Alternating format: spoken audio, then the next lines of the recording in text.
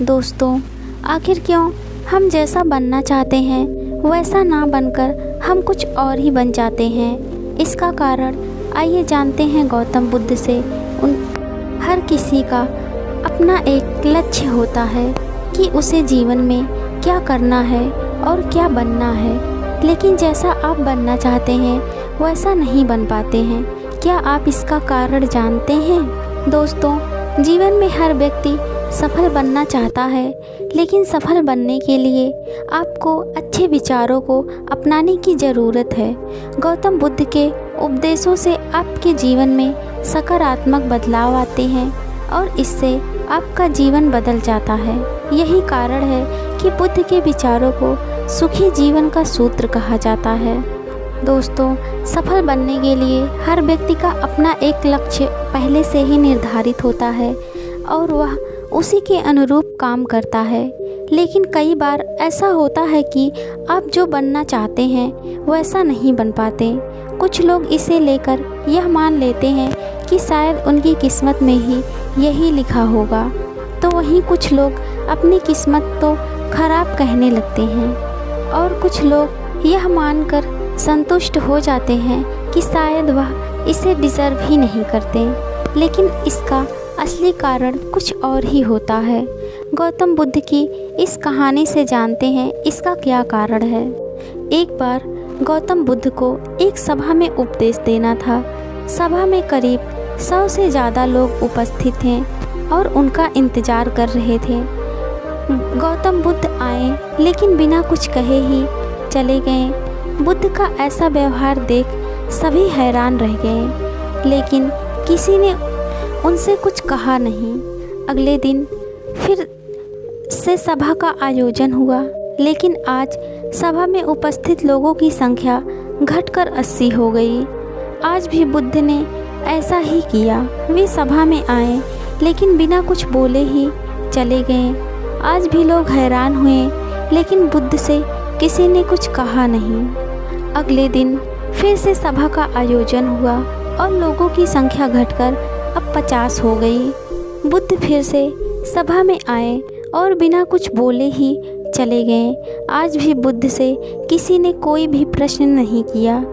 अगले दिन फिर से सभा का आयोजन हुआ और इस बार लोगों की संख्या केवल 30 थी।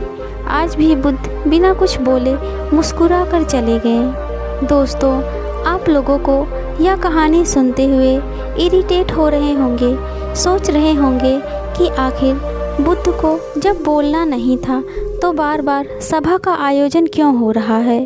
ठीक इसी तरह सभा में मौजूद लोगों को भी गुस्सा आ रहा था, लेकिन इसका जवाब जानने के लिए आपको धैर्य रखना होगा।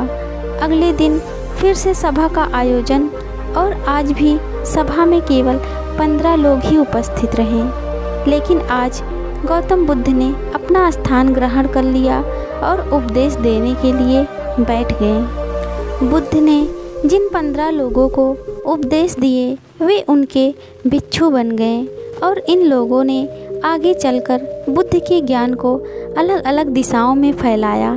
एक बार इन लोगों ने बुद्ध से प्रश्न किया कि सभा का आयोजन होने के बावजूद भी आप क्यों कई दिनों तक बिना बोले ही चले जाते थे। बुद्ध ने उत्तर दिया, मैं उन लोगों की खोज में था जो लायक हो।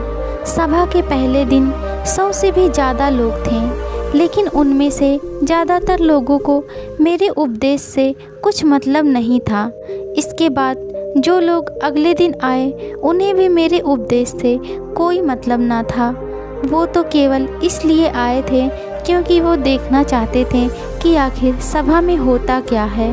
लेकिन मुझे ऐसे लोगों की तलाश थी जो मेरे ज्ञान को जन जन तक पहुंचाएं। मैं कई दिनों तक इसलिए बिना बोले चला गया क्योंकि मैं यह देखना चाहता था कि आखिर वो कौन लोग हैं जो सच में मेरे उपदेश को सुनना चाहते हैं और जिन्हें वास्तव में ज्ञान पाने की प्यास थी। ऐसे लोग ही रोज़ आए। गौतम बुद्ध कहते हैं कि जिनके भीतर धैर्य था उन्हें मुक्ति का मार्ग मिला और जो लोग जल्दबाजी में थे वे आज घर पर बैठे हुए हैं। बुद्ध कहते हैं कि जिन लोगों में धैर्य का गुण होता है वे जीवन में कुछ भी पा सकते हैं, फिर चाहे आपका लक्ष्य कुछ भी हो। बिना धैर्य के कोई भी सफलता के लक्ष्य तक नहीं पहुंच सकता। दोस्तों, भाग दौड़ भरी जिंदगी में लोगों में धैर्य नहीं है। सभी में जल्दबाजी और अतिशीघ्र किसी कार्य को करने की होड़ मची है। लेकिन गौतम बुद्ध बताते हैं कि अपने भीतर धैर्य को कैसे बढ़ाएं। बुद्ध कहते हैं कि निरंतर अभ्यास से हम अपने शरीर के धैर्य को बढ़ा सकते हैं। यानी आप जो भी बनना चाहते हैं उसके लिए धैर्य की आवश्यकता है। Thank you. Please like, comment, share and subscribe. Thank you.